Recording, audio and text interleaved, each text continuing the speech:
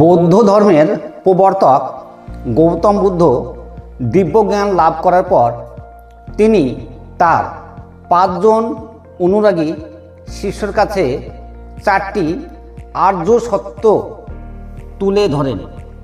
এই 4টি আর্য সত্য হল: জগৎ দুঃখময়, কামনা বাসনা আসক্তি হল দুঃখের কারণ, দুঃখ নিবারণের উপায় আছে।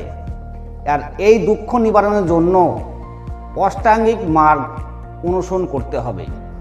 এই অষ্টাঙ্গিক মার্গ হলো সৎ বাক্য, সৎ কাজ, সৎ জীবন, সৎ চেষ্টা, সৎ চিন্তা, সৎ দৃষ্টি, সৎ সংকল্প, সৎ সমাধি। এই 8টি পথ অনুসরণ করলে মানুষ নির্বাণ লাভ করতে পারবে।